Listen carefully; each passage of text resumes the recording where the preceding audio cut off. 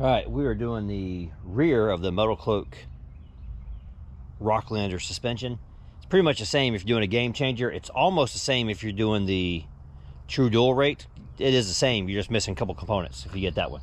So technically this is probably closer to the true dual rate, what I'm doing. Either way, let's get at it. I have position tires underneath the Jeep Catch It in case my jack stands fail. We're going to disconnect these shocks next. We're going to unhook the parking brake cable on both sides, lower it down, get the springs out, and then we'll put the new springs and all that stuff back in. So, and while I'm at this, we're actually going to rotate my tires. As you can see, I've already labeled where they're going to go. To remove the shocks, I just peeled this down, and then right there is where the head of the bolt was at. Ran it out with 18mm, able to drop it out of the way. Take the other side out right here, drop it on the ground. As you can see, I've already got both mine out. I forgot to film it.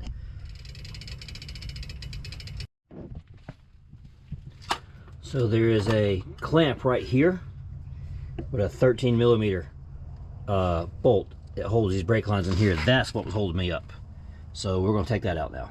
That's why we come down really slowly and carefully, and I started trying to feel around with what was bonding. Stop there because the driver's side, no, passenger side, is starting to look a little bit straight on that brake line. So that's getting tight. That's about all I'm going to get out of that one. And the spring is loose, so. What's the passenger side isolator? I hate these things so much. Woo, I don't like these things. God, I don't like these things. I am panicking over nothing. Let's see if I can fit it in there now.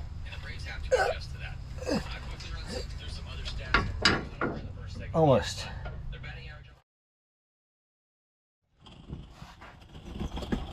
So I was not videoing. This is why these things are terrifying, because it just broke. Problem is I still got another one on here. It is still under pressure. I don't know how in the world I'm going to get that thing apart.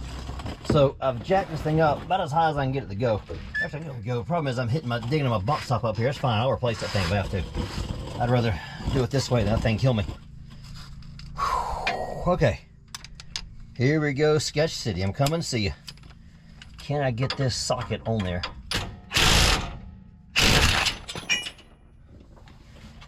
All right then, well, it's one way to do it.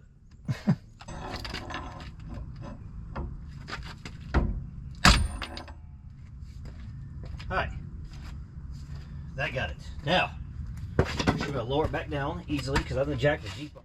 That was extremely sketchy. So here's what I had to do. The spring compressor was here and it broke off. It just completely sheared the end of this thing off, ripped the nut off. Pieces of it are laying over here. There goes the end clamp right here. The nut and the washers flew off over that way somewhere. Yeah. There's that pin right there. It's supposed to hold that nut in. That sheared off. So, in order to lift it up, I couldn't get it up because I was trying to get the first spring in. So I took my stack of bump stops and I just set them all right there to have something to compress against. And I compressed that spring over there and got the tension off of the spring compressor, and I was able to get it out. That was sketchy. Oh Lord, if you hear, I don't know how much of this goes in the video. I spent 10 minutes talking about how sketchy this was before I even started. How I hated I was gonna have to use a spring compressor to get this thing going.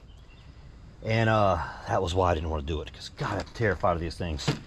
But to be honest with you, it is probably 25-year-old spring compressor. God, I bought them things when I had my Camaro. I had that Camaro in the 90s. Whoo! Problem is I find myself in a bind now. I gotta figure out how to jack this side up and do the other one now. But it looks, at this point, I'm taking a break, walking away. I'm thankful that I'm alive. Praise the Lord above, I'm still here talking to you. That was sketchy. But I'm in a bit of a bind right now, because I just broke a tool midway through a job that I'm gonna need.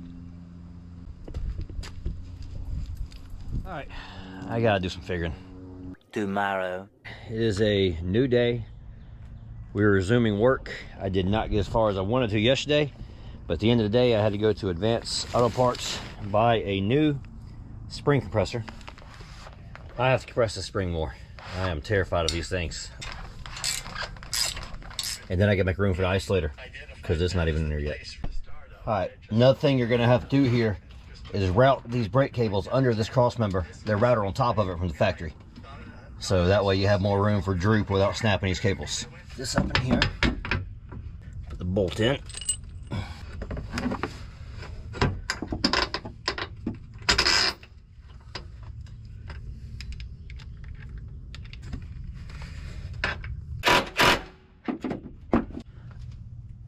I got the bolts in the shock down here. They're loose. I didn't tighten anything up. I got the bolt started here for the track bar, loose. Haven't tightened it up yet.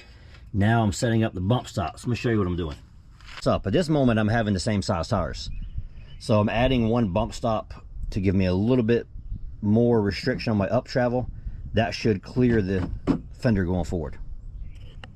So I got to paint this right here where I broke my spring compressor yesterday.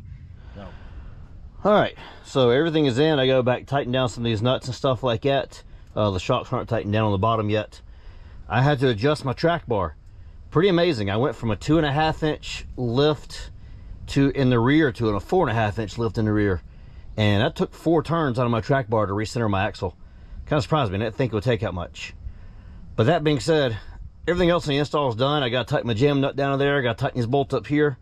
Go back and tighten my shock bolts. Let me recap what we did. We changed the shocks, we changed the springs, we rerouted the parking brake cable till it used to come over the top of that cross member right there, and now it comes on the bottom of the cross member down there. I bent the tabs for the brake lines over here. They were originally parallel, flat with the ground. I installed them and bent them up, made them flat with the control arms. So that's another change. I don't remember if I filmed that or not, but I did make that change. In fact, I'll show you real quick. So that right there was parallel with the ground. It is now parallel or slightly above parallel with the control arm. That way, when the axle sags down like that, it doesn't snap your brake lines. All right, the rear is done. So now we are going to start on the front. There's a massive difference now in the front and the rear. That's going to be evened out when I put the front springs on. And honestly, I believe in time this lift's going to settle. It is really tall right now.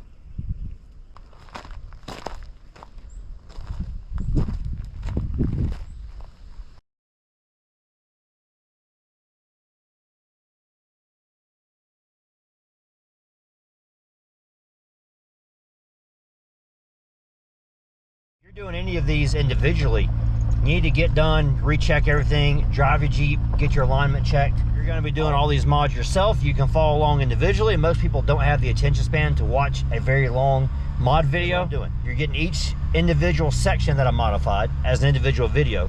When all of that is said and done, I'm going to do one large video of all these mods all being done all together.